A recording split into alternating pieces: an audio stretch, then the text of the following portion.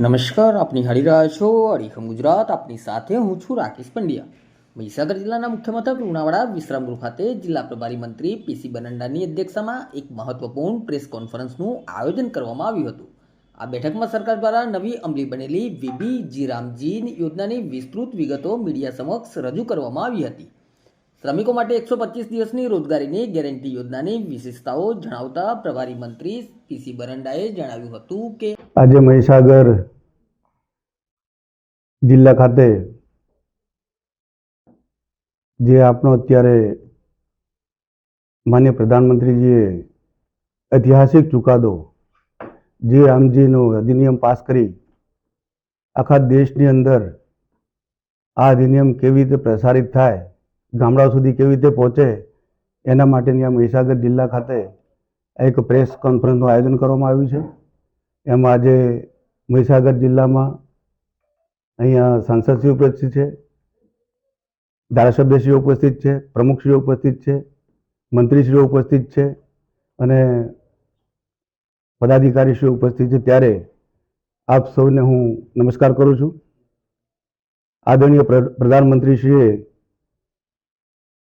જ્યારે વિકસિત ભારત રોજગાર અને આજીવિકા મિશન ગ્રામીણ વીબીજી રામજી અધિનિયમ 2025 સંસદની અંદર પાસ કર્યો ત્યારે અનેક પાર્ટીઓ વિરોધ કરેલો. તેમ છતાં આપણી સંસદની અંદર આ અધિનિયમ પાસ થયો ત્યારે ગામડા સુધી પહોંચાડવા માટેની આ એક માનનીય પ્રધાનમંત્રીશ્રીએ નેમ લીધી છે કે જ્યાં સુધી આખા દેશની અંદર ગામડે ગામડે આ અધિનિયમ પહોંચે એના માટેની જે રામજીની યોજનાઓ પહોંચે એના માટેની આ વાત છે.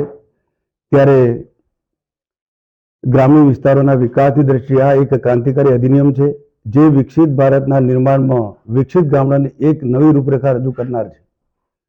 હાલ એવું જોવા મળે છે કે કોંગ્રેસ સહિત અન્ય વિપક્ષી પક્ષો અને ઐતિહાસિક અધિનિયમ બાબતે ગ્રામીણ વિસ્તારમાં ભ્રમ ફેલાવવાનો અને સામાન્ય જનતાને ગેરમાર્ગે દોરવાનો પ્રયાસ કરી રહ્યા છે. આવા સમયે આપણું કર્તવ્ય છે કે મજૂરો, ખેડૂતો અને ગ્રામીણ પરિવારોના જીવનને સુધારનારા અધિનિયમ સાચા તથ્યો, સાચી ભાવના અને સાચા હેતુથી જનતા સુધી પહોંચી શકે. આદરણીય પ્રધાનમંત્રીશ્રીના નેતૃત્વમાં ગ્રામીણ જીવનમાં સમૃદ્ધિ તથા રોજગારી સુનિશ્ચિત કરવા આ અધિનિયમમાં અનેક મહત્વપૂર્ણ જોગવાઈઓ કરવામાં આવી છે.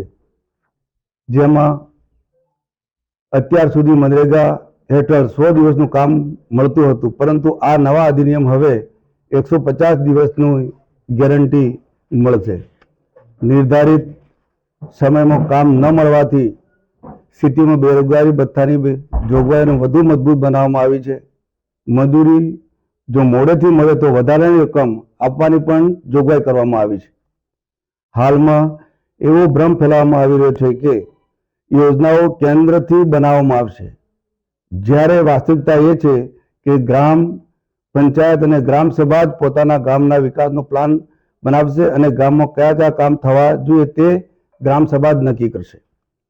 પરિવારોનું નોંધણીકરણ, રોજગારી ગેરંટી કાર્ડ, કામ માટે અરજીઓ મંગાવી અને યોજનાઓ તૈયાર કરવી, આ બધી જ જવાબદારીઓ ગ્રામ પંચાયતની રહેશે. આ અધિનિયમ હેઠળ ઓછામાં ઓછા 50% કામો સીધા ગ્રામ પંચાયતો દ્વારા કરવામાં આવશે, જેથી સ્થાનિક લોકોને રોજગાર મળશે અને ગામની જરૂરિયાત મુજબ વિકાસ થશે. ગ્રામ સભા અને ગ્રામ પંચાયતના પોતાના ગામના વિકાસનો પ્લાન તૈયાર કરશે. આ યોજના હેઠળ 4 પ્રકારના મુખ્ય કામ જળ સંરક્ષણ, અધિસંરક્ષણ, નિર્માણ, આજીવિકા આધારિત કામો અને આપત્તિ વ્યવસ્થાપન સંબંધિત કામો કરવામાં આવશે. આ યોજના હેઠળના મુખ્ય 4 કામો અંતર્ગત તળાવ બનાવવું, ચેકડેમ, સ્ટોપ ડેમ, શાળા, હોસ્પિટલ, આંગણવાડી, રસ્તા, નાળીઓ, શેડ તથા જરૂરી